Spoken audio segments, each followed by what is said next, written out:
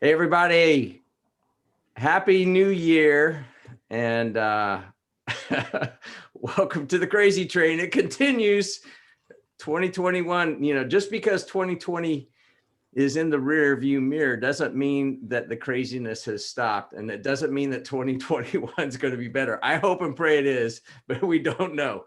But we missed you over the last couple of weeks. Hopefully you guys missed us too, but more importantly, hopefully you enjoyed some time with your family and your loved ones. So as people are ramping on, just a reminder, because you probably forgot, it was last year since we've done this, hit the Q&A with your questions. And we've gotten some early bird gets the worm emails already. So Tom, we're going to hit you on the front end of this thing, but hit us with questions on Q&A. You can still harass us in the chat. We can take it. And we're happy to have Adam as well as Jack. And Adam's got this really cool mic. And hopefully you guys will notice a big difference from that. Welcome, loyal listeners. It looks good. And Jack is still in the lobby waiting to be sent into the offices at Shoemaker. I don't see a lot of people moving around there, but who knows? So we got a lot to talk about today, guys. Adam, you want to kick us off, and then Jack, you can kind of follow on, and then we'll get to some of these questions, including Tom's at the front of it. Yeah, sure. Thanks, Gary. So I had the best intentions of actually putting on a collared shirt to go with the gravitas of the moment. Since I did want to get political for a moment, I'm really just kidding. I'm not going to get political at all. Good. In the course of this conversation, other than to say, evidently nobody got the memo that the dumpster fire was supposed to be left in 2020, not brought forward to 2021. So Jack and I did not work out who would share what in advance. So I'm just going to, Jack, if it's okay with you, I'm just going to kind of give a rundown, and then you start hopping in with some commentary. Yeah, sure. Get a chance. So the SBA just did mic drop some new guidance today, which had two components. Component number one was related to the first round of SBA PPP loans, which looked like it was just a consolidation of a bunch of stuff from the first round. And then mic drop number two was PPP round two, and kind of the guidance that they've got so far around that. There wasn't too many surprises in that second document. And I'll go through as much as we can on this call, because literally it just got dropped, a couple hours ago, and it's 45 pages long. So I think Jack and I have tried our best to get through it. But as always, we don't have all the answers. But a couple big things in the law related to PPP that I'll start off with. So in round one, if you didn't go for round one, you can apply.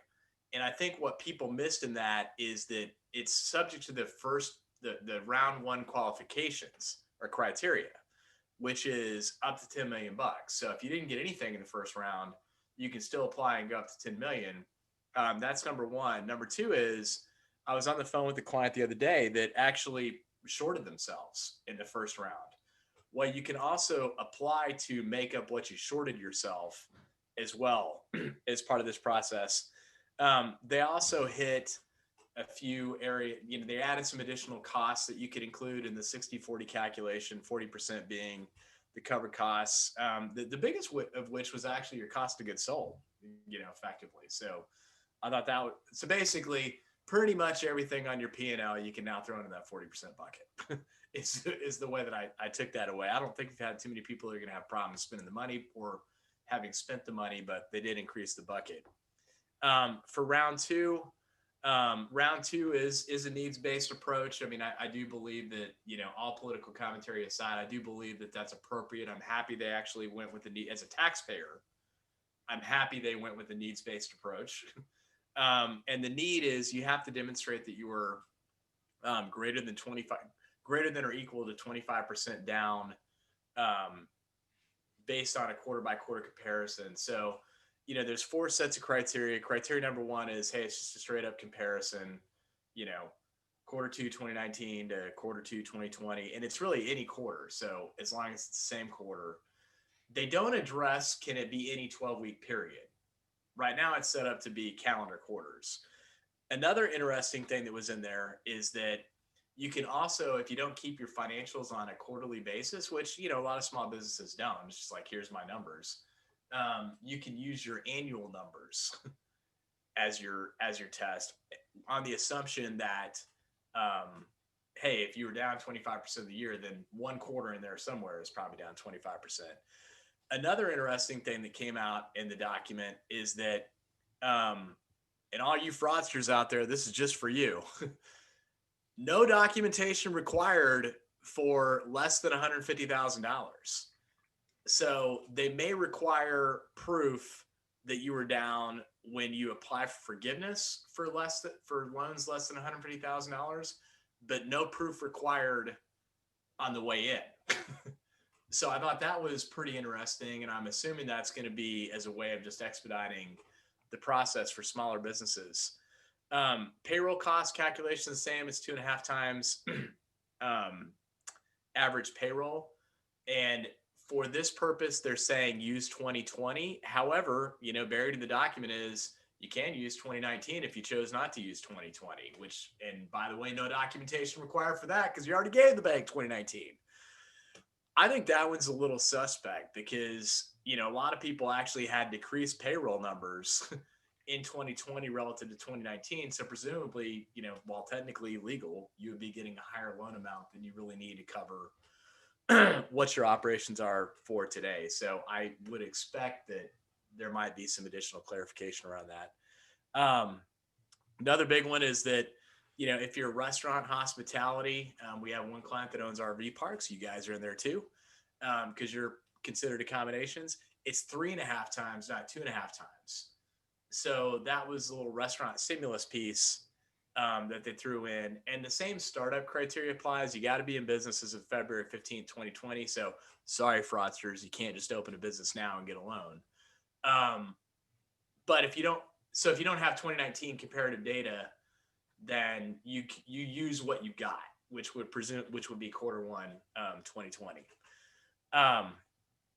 So, you know, forgiveness, you know, we've already talked about the forgiveness piece being that 150K and below is simplified process. We don't, you know, there's been no kind of dates that I've seen around, well, what's forgiveness for round two? So I'm assuming that will come. And same thing with the cover periods. I'm assuming it's going to be the same cover period. I may have missed that in the review, which would be the 8 weeks or, you know, time of your choosing. You know, we do have a couple things on forgiveness just to make the audience aware of. You know, this gets into policy wonky stuff, but, you know, a lot of companies, you know, they got a loan, they're an S corporation, and now they're kind of flush with some cash that they would like to do something with, one of which could be a distribution. Well, so far, you know, there's not been real, you know, it doesn't say you can't use it for your basis to make a distribution, but it doesn't say you can't either. So there are court cases that support that it is added into basis, and there is part of the law that says, you know, it shouldn't be reductive to any tax attributes. So, you know, I think our position is going to be, hey, it does get added to your basis, but just understand that that is an outstanding issue that's sitting out there that needs to get resolved. And secondly, and this is the North Carolina gift that keeps on giving. So I will get political, write your state representative and your state senator and say, this is ridiculous. North Carolina is not following the federal guidance, which says that you can deduct the expenses. For North Carolina purposes, this is income, baby. South Carolina, following federal. Many other state jurisdictions following federal. But for North Carolina, as it stands right now, just like the depreciation rules are ridiculous in North Carolina, they're saying this is added back to income. So if you got $1 million loan, you know, you don't have $1 million in taxable income for the Fed, but you do have $1 million in taxable income for North Carolina. So we would hope that the General Assembly would fix that. I'm not up to date on where they're at with it, other than I know that, you know, Jeff Tart and John Bradford are the two people I'm going to write living in Davidson. So I would encourage you guys to do the same. Couple of things around there that I think we're going to need to look at for some of our clients is that, if you've exhausted the money, then you can still, they said that you can now take some of the payroll tax credits that you couldn't previously take. So that's good news. If you've got an SBA loan, you just got 3 more months on the American taxpayer of payments. That's supposed to be automatic based on the same way it was first time. Banks are supposed to do that for you. Another neat one though is that if you're a restaurant, there's an additional 5 months on top of that that you get. So 8 months additional total. And then, we've had a lot of questions about Eidl loans since they recharged the Eidl program. So it doesn't look like you can go around a second time. This is really looking like it was directed towards people that never got one in the first place. And it is more needs-based. So you do have to demonstrate that you were down, and you do have to be in an economically distressed or low-income community. We have had some people that said, well, hey, can I go back and get some more money? Because they only gave me the blanket $150,000 the first time. The answer to that is yes, but it's an appeals process. So my only comment to that would be, I wish you luck. If I could loan you the money, I would, but I wish you luck because who knows how long that will take to get a response back. So those are the big highlights that I can think of off the top of my research so far. So now that I've left Jack plenty of time to get into the details, or hey, you covered it all. All right. So Happy New Year, everyone. Well, we've missed these conversations. It's a nice break, but yeah, to Adam's comment, wasn't expecting that the next day would be after such a storm of events last night and yesterday. But I guess that gave the Treasury some time to put together their disclosures or their guidance, which launched, I think, late last night as well, or early this morning. And so it would be nice. I mean, I'm glad that we have it. It would be nice if they gave the 3 of us a little bit of a head start in interpreting it and not showing up at literally the 11th hour, figuratively and literally, with these changes. But yeah, the one for the first draw of first-time borrowers is 82 pages. The second one is 42 pages. Now, a lot of that, the bookends, the front end and the back end are, hey, previously on the SBA channel, this is what happened. So you have a couple pages of that. And then at the end, you have what is, this is how we derive the authority to do all this stuff. So really the meat and potatoes are in the middle, but it's still pretty lengthy and we're still going through that. So, we'll share what we know. Again, the general background, just to give you, again, some perspective, $900 billion includes $284 billion for a second round of the PPP, as we've been discussing. Previous technically three rounds between March and August, $525 billion in loans, $5.2 million in qualifying entities, $134 billion of the original amount was never dispersed. The average loan size was $100,000. 5,460 lenders have participated in the program, and 50% of the loans were for 4 sectors: healthcare, professional services, construction, and manufacturing. As of late November, about 11% of companies that received a loan have filed for forgiveness. So those are basically kind of the outlying statistics for all of this. A couple of add-on comments to Adam's comments that it's our understanding that the borrower must spend the full amount of the first PPP loan before receiving the PPP2 loan. That Adam talked about the tax deductibility. The $150,000 kind of freebie with no documentation.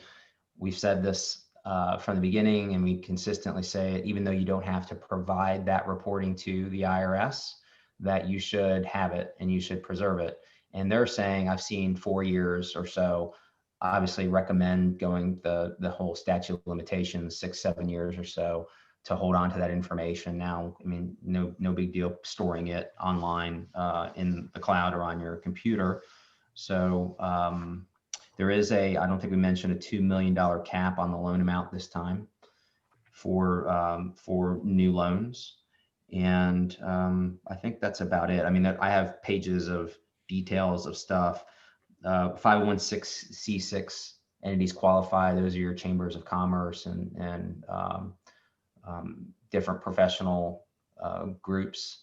And so, and they also have their normal lobbying limitations. Those groups can't lobby as C3s can't lobby politically. So there will be, assume, further guidance and further interpretations of the interpretations, implementations, changes.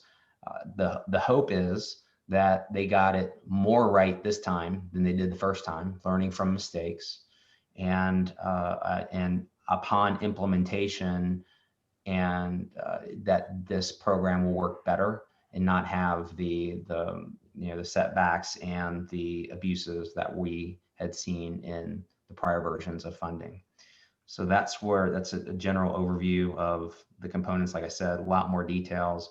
Obviously, we're talking over 100 pages of guidance that just came out less than 24 hours ago. So we'll sort through that and get through that. But again, I think once the application forms come out, they will have specific instructions.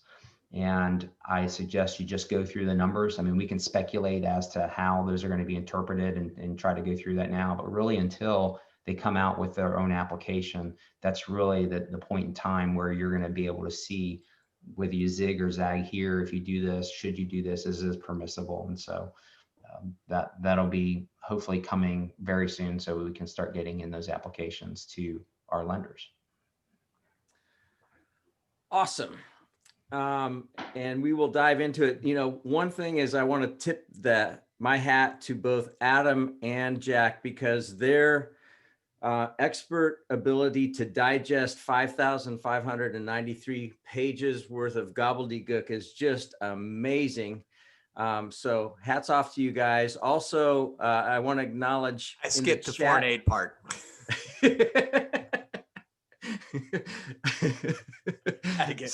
I can still make fun. So Brian sent a great idea, and this is actually going to apply to you, Adam, and we'll probably have to enlist Jamie on this, but basically he said, hey, in terms of contacting our state representatives about the loans being taxable, it'd be great if you guys could help draft a template letter we could send to our representatives so we can use the right language and terminology. Hey, I think that's a great idea. So I've got that note.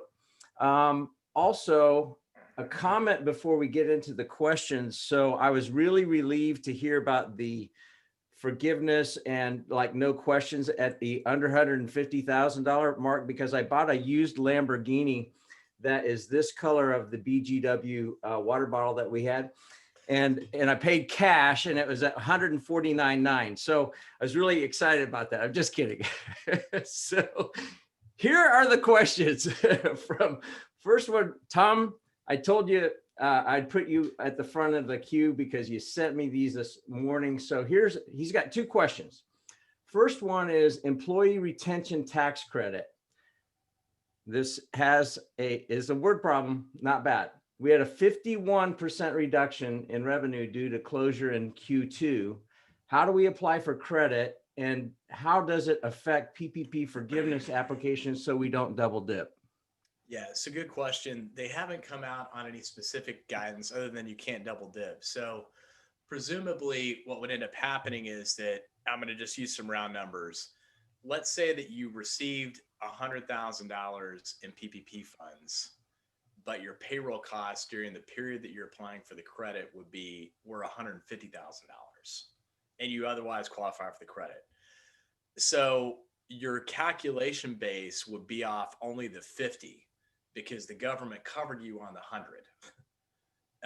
That's how I believe the credit will end up working. Is it's only, they just said you can't double dip, but they didn't provide a lot of guidance. So the only reference point that you have is the Families First Coronavirus Act tax credit, which behaves very similarly. And that's based on, hey, you had to have spent more than your PPP funds or have already exhausted your PPP funds, and demonstrate that before applying for the credit. Now, nobody like goes back and double checks your math. So this is more one of those, Jack and Adam do the right thing because you don't want to be in front of the judge having done the wrong thing. But it would have, in that quarter that you're experiencing the reduction, you are applying for the credit, you would have had to have spent more than your PPP funds otherwise covered on this specific item to qualify. But if you do, then you just go back and you amend that payroll tax return and keep on getting the credit up until the limitation, which is I want to say $10,000 per employee, is either fully exhausted, or alternatively you're at 80% of revenue. All right. Next question from Tom also says it has to do with the Family First Coronavirus Response Act. So it says our payroll provider has the amount of the sick pay paid to in Q4. Will that amount, will we get that amount back in a check from the IRS, and will it be 100% submitted? I'm pretty sure what the payroll companies have been doing is just using as a credit for payroll taxes paid the next time you're going to have to remit your payroll taxes. I believe there's a check request process, but what I believe most payroll companies have been doing is saying, look, you need to remit $100,000 in payroll taxes. You've got a $20,000 credit, therefore remit only 80. All right, cool. You are starting off strong, both of you. I'm really impressed. All right. I ate my Wheaties today. Yeah, you get that mic right in front of you, and it sounds great. All Thanks, right, Gary. You're welcome. Jealous. Santa Now I have to go to Santa Best Claus Buy before brought me a Thursday. mic too. Guess another trip to Best Buy for me. Thanks, guys. This next question is, I only used Excel to track my bookkeeping in 2019. For 2020 and going forward, I'm using QuickBooks. Can I use my Excel information to compare to my QuickBooks information to justify the 25% quarterly difference in income? Yes. Yeah, I would say that, it's you use the data that you have as long as it's comparative. It's not like, okay, you were doing GAAP last year and not GAAP this year kind of thing. You use the information that you have, but again, you have to show a reasonable relationship. So if it's, as long as it's oranges to oranges, it may be in a different formulation or different pattern, but it still needs to be oranges to oranges at its core. Can it be lime green? Yes. Lime green? Okay, good. All right. So the next one is there any new insight for self-employed, single employee businesses where the owner or for the owner round 2 of PPP? If you receive PPP in round 1, can you reapply again? Yeah, I didn't dive into the weeds on the whole sole proprietor piece, but it is addressed, and the answer is yes. It's subject to the same, I believe, qualification criteria for round 1. Yeah, I think that's right. I haven't dove into it either, but it is addressed. And one of the points is that, yes, they didn't want to have this disparity at the outset like they did at the beginning, or misunderstanding as they did with round 1 that they later clarified. Okay. Next one is, if you meet the 25% test in the April through June quarter, but by the end of the year, you were down only 10% in total, it looks like you qualify. Seems like the main obstacle is then the necessity provision. Given the uncertainty of 2021 outlook, I would think that there is still a case to apply for round 2. What do you guys think, especially if you still have some of the original PPP loan in your cash balance? It kind of goes back to, you don't know what you don't know, and it's not like you can voluntarily pay less taxes going forward in the future. So it's, everybody has their own ethical choices to make. My own personal feeling is, if the money is available, I'm not taking it from someone that otherwise needed it. as evidenced by the fact that the first round didn't even get exhausted. That's where the source of this funding is coming from. Thus, why wouldn't you apply based on that uncertainty? Now, look, I mean, if you've got zero uncertainty at all, then chances are you wouldn't qualify in the first place because your revenue wouldn't be down. Yep, makes sense to me. Next one is up from Rick. Is there a qualification for who qualifies for PPP round 2 on the number of employees? And if so, over what period is that determined? Being a seasonal business, we have significantly more employees in Q2 and Q3 versus Q1 and Q4. I believe, fact check me, Jack, if you got it available, but I think it's the same seasonality calculation as round 1. And the bar was lowered to 300 employees, but it's okay to be 500 if you were in NICS code 72, which was the restaurant hospitality accommodations section. I think that's right. I honestly don't know the exact details because we haven't looked into it, but I did notice that that you get to choose the season. So it isn't like it is. So if you're more of a summer seasonality or winter seasonality, spring, whatever your seasonality is, I think you can make a choice and do a comparison that way. But I would imagine that it's a similar standards, similar qualifications, but I don't know the exact answer at this point.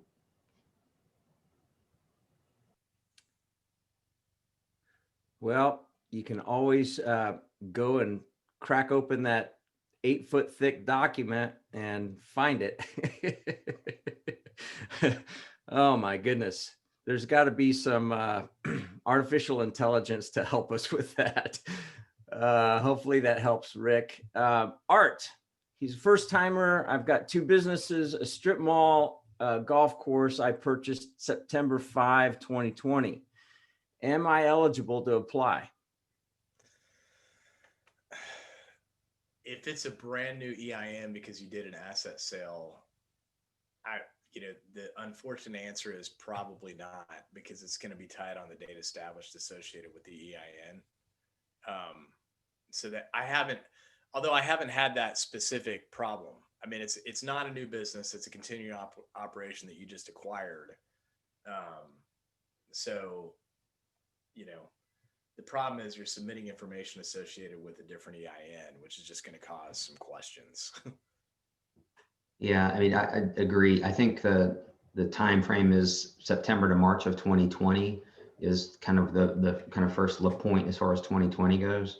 And I think that if you are a success or an interest, and I'm using that very lightly, whether it's an asset purchase or stock purchase, then you might qualify as being a success or an interest. But if it's technically a new business, I think you do have an issue with, you would likely have set up a new LLC to acquire the assets, which would require a new EIN. So you have an issue of that. I've not seen clarification or any pathway to have what on paper is a new entity, but is really a successor entity to an operation that was in existence in that February-March time period of 2020.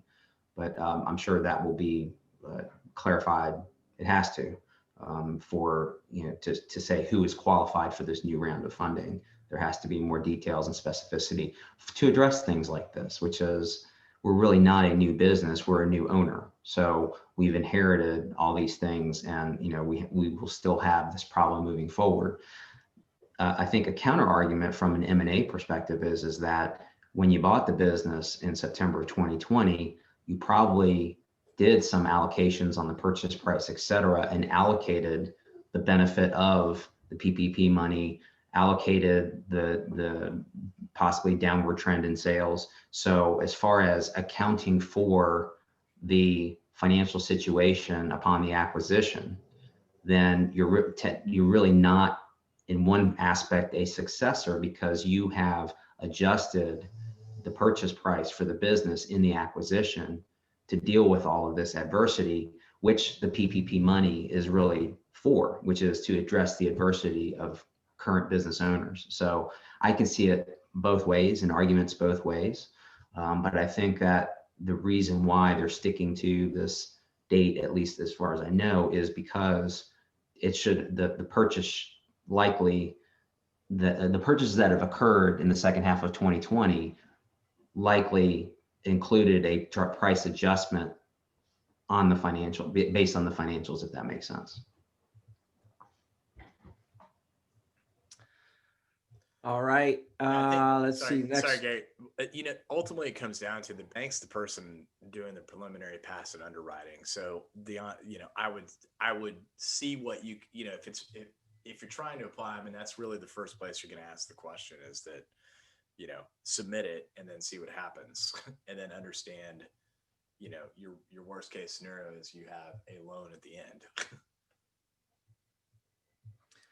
Also, I noticed somebody had raised their hand. And so if you do have a question, just hit it on the Q&A if you would. Next question is up from Josh. I have a question regarding the requirement that businesses spend the first loan before the second loan. Our business was unable to operate and close temporarily before recently reopening. As a result, we decided to take the first PPP as a loan and spend it on operating capital. Since we did spend it, are we still eligible for the second round of PPP? You're kind of you're in a real weird spot there because, the intent there is that you've exhausted the forgivable component, first.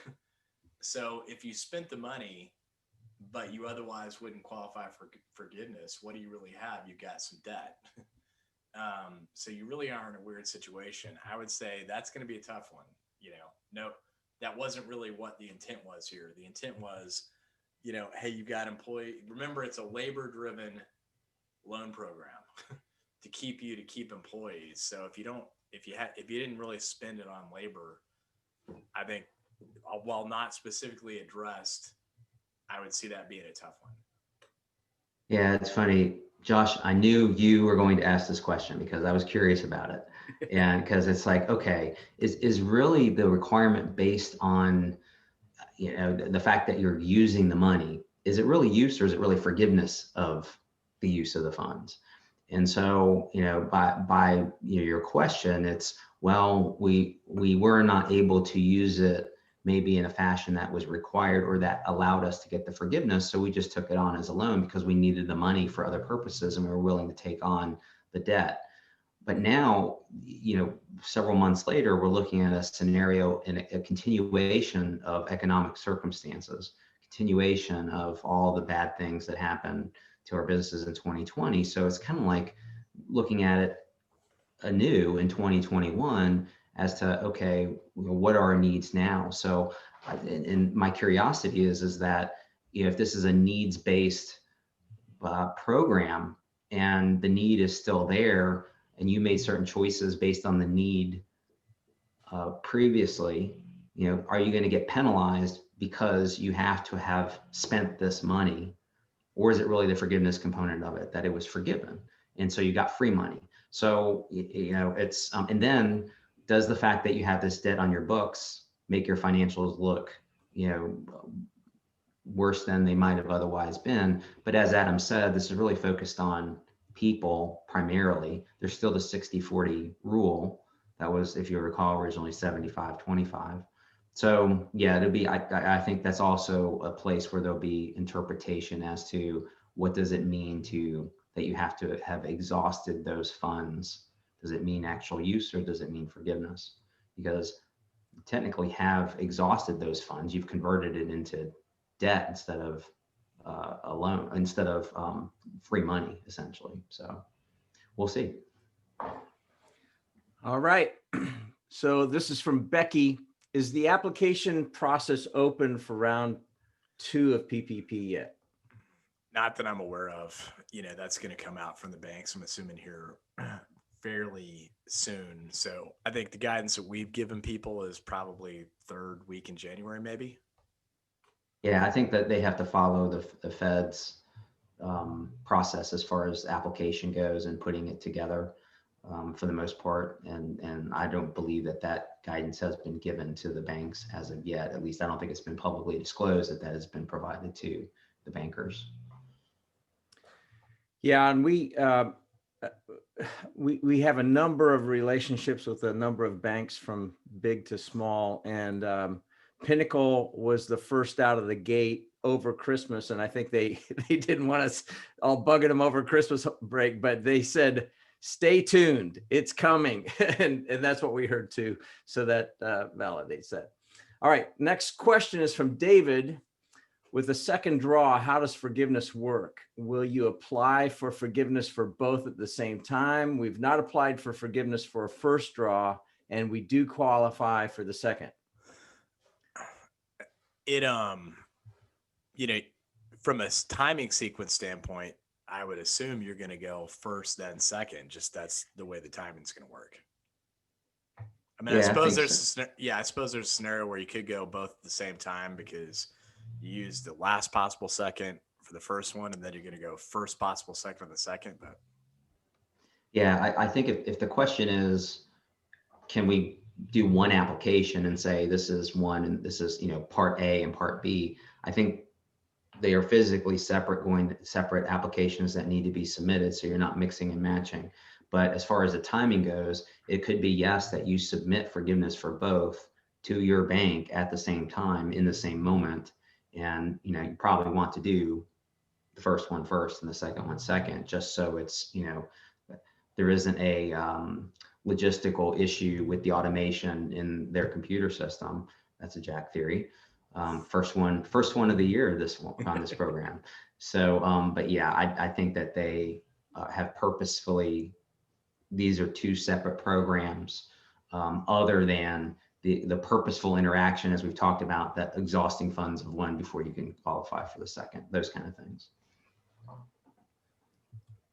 right, next question is from Melissa. Are agricultural entities also subject to the quarterly income test? Is there any other relief available for family-owned farms?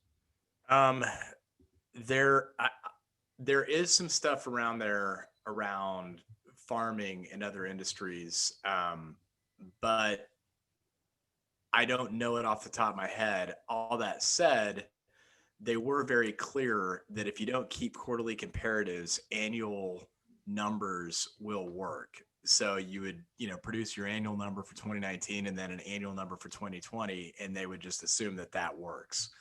So in that case, you'd want to do a rush job to make sure your 2020s are closed out on the assumption that if you were down 25% annually, then you were at least down for one of those 4 quarters in 2020. Some great questions, man.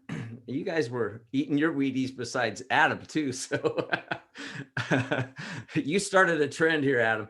All right. Next one is from Becky. Also in the first round, real estate was ineligible, passive income, Schedule E. Is it correct that real estate is eligible for round 2? No, I mean, remember, it's still a payroll driven program. So unless you had employees, you'd have no basis for calculating the loan. If on the other hand, you're talking about being able to use self rentals as a rental expense, we're going to assume that it's going to be the same rules, that if you're a self rental, well, I don't agree with it, then you can only deduct the interest associated with the debt on the self rental, not the full rental rate. All right, next one is from Karen. We opened a restaurant in 8/2020. I understand we cannot apply for PPP since we were not in business on 2/15/2020. Do the same rules apply to EIDL, and or is the EIDL no longer available, or can we apply for EIDL? So I don't recall there being had to be in business by a certain time frame on the EIDL loans. So I'll talk for a long time, Jack, if that's one that you could find. I think the problem with, so I think I think the problem that you might run into is that EIDL round one, I think those funds are, fairly well exhausted or at least reserved for specific purposes. EIDL round two, you're supposed to demonstrate that you're down. It is a little bit more liberal because it's 8-week consecutive periods instead of a quarterly basis. And that the down is 30% though, not 25%. But the other problem that you get into is that you have to be in an economically disadvantaged area. So I think it doesn't hurt to apply. I mean, the worst that's going to happen is you're not going to hear anything. But that's a tough one. I don't have the answer for you other than you probably could qualify for round two unless there's a date thing that Jack's going to tell me about if he found it. But your problem would be that you'd be up against the economically distressed area. And then for round one, you can always apply. It's just that they've been very specific about how they reserve those funds off. Okay, your stall was sufficient, so thank you. This comes directly from the SBA website. It was published on December 30th, release number 20-93. So they got up to 93 releases last year on their website. So it says the SBA today announced that the deadline to apply for the EIDL program for the COVID-19 pandemic disaster declaration is Uh-oh. That figures. Well, we may have to tune in later for that. Hopefully Jack realized. All right, Jack, you froze. You're going to have to start rewind the tape. No, really? Okay. Yes. Let's see if I can do it better. You know why? Because I was actually reading. Why does it say, oh, you know why?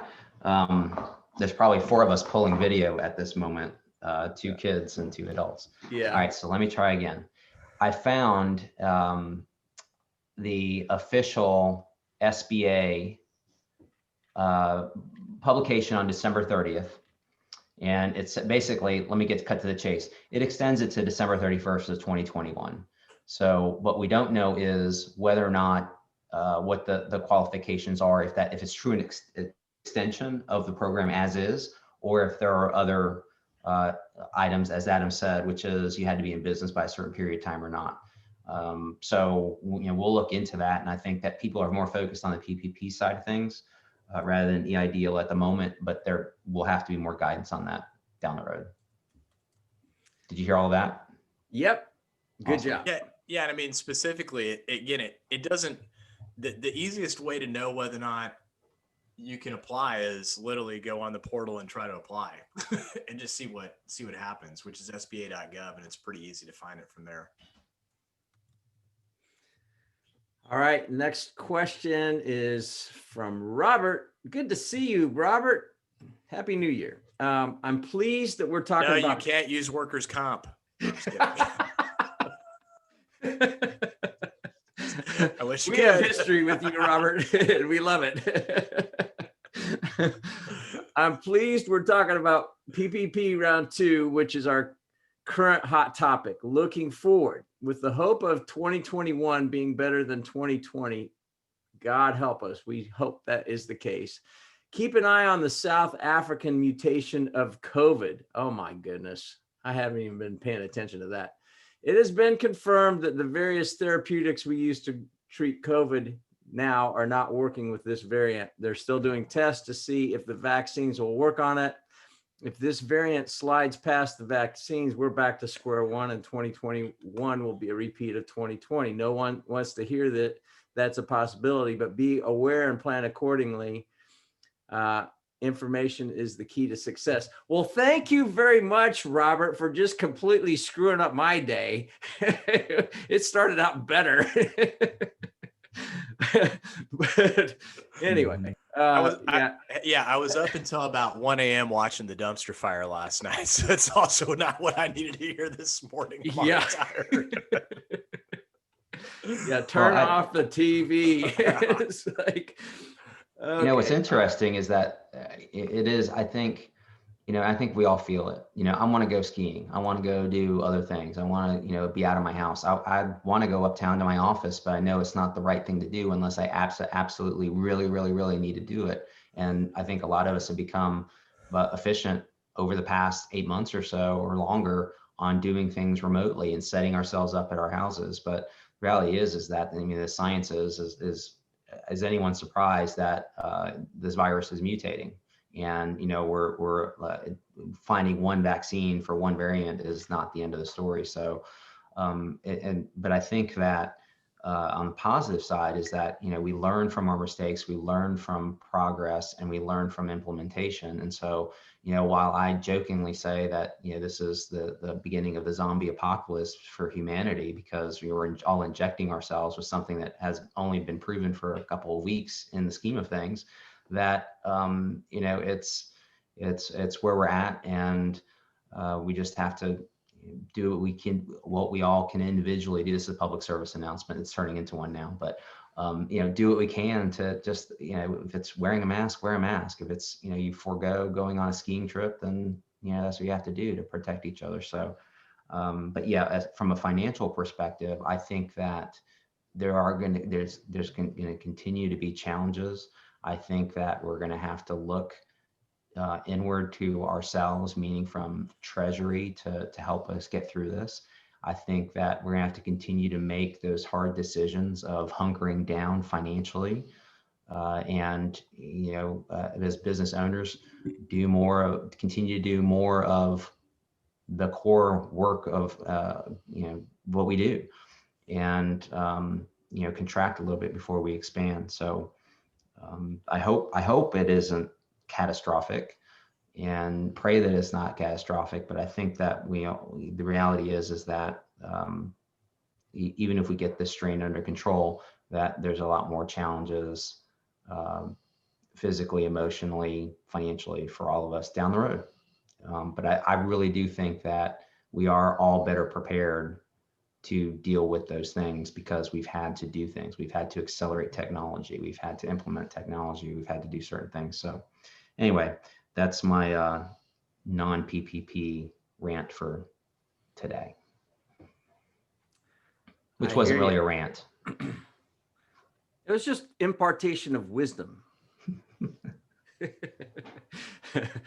All right. Well, we have cruised through a whole bunch of good questions today. It's really good to be back on with you, Jack and Adam, and to see some familiar names and some new ones as well on this. So just as a reminder, anybody that came on late, and I kind of keep a tally on how things ramp on. So I know that the first 5 minutes, a lot of times people kind of miss some of that.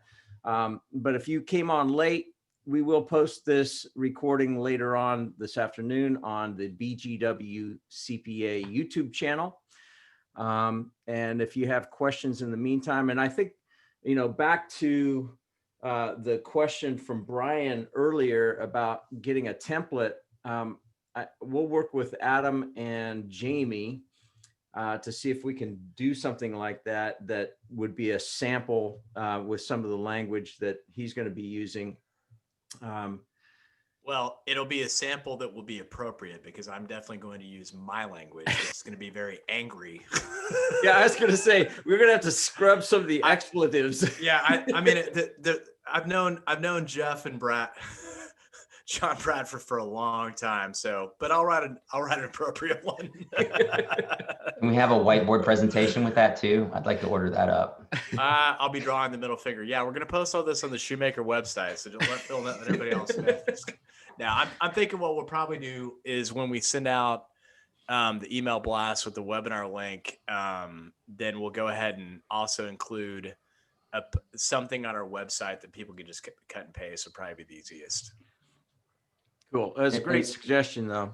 I should also mention, you know, we're focused on PPP, Eidl, mostly PPP, but do go and look occasionally, and I've said this before, on like Foundation for the Carolinas and Mecklenburg County. There are, you know, all kinds of new grants that pop up, especially, you know, it being 7 days into the new year, that are, you know, new programs that are in the 2021 budgets of these funding sources.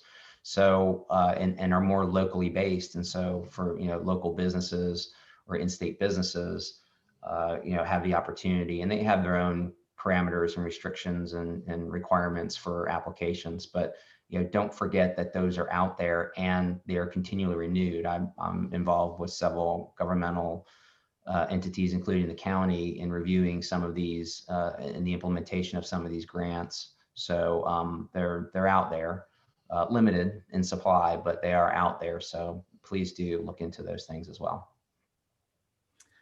All right. Any other last call for questions from the participants on this webinar? And so I'm not seeing any, and don't get too bummed out about the variants coming in from South America or whatever. Let's just be vigilant and do what we know to do. We can control very little. Our attitudes and our efforts, that's about it. So here's to good attitudes and strong efforts in 2021. And Lord willing, we will be back here on the same bat channel, same bat time next Thursday at 11 a.m. Eastern time. Any final parting shots or words of wisdom, Jack or Adam? I think we covered it all. Yeah, no, it is a good reminder, since you said Lord willing. Just remember, grant me the serenity to accept the things that I cannot change, and the courage to change the things I can, and the wisdom to know the difference. So that should be everybody's theme for 2021. Or you could just go get a new puppy like we did. So that's also a solution. Yeah. Well, yeah. Guess who's outside at 2 a.m. On school nights? Keep the socks away from the puppy. Yeah, but oh, Daddy, we'll take care of it. Trust us. Yeah, I fell for it. I did. Yeah, whatever. Oh my goodness. Yeah. Well, wisdom. I don't know. Wisdom, that the wisdom factor may have just gone down a little bit for you, Jack, but nonetheless, we still hold you in pretty high esteem. All right, guys, have a wonderful rest of the week and great weekend. Enjoy those Carolina blue skies today. I'm thankful for them. Have a wonderful day. Thanks for taking time out of your day to join us. Thank you, Jack, and thank you, Adam. Thanks, guys. See y'all. Bye-bye. All right, bye.